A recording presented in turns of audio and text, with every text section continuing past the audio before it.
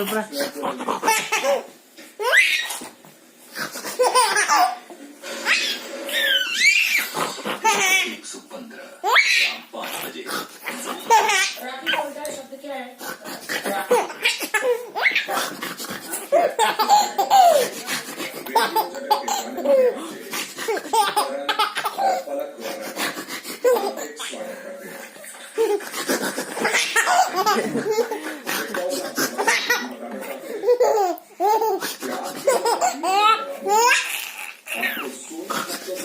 आपकी ईमानदारी को भी परखेंगे और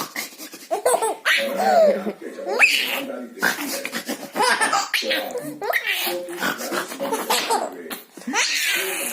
ভালো লাগিছে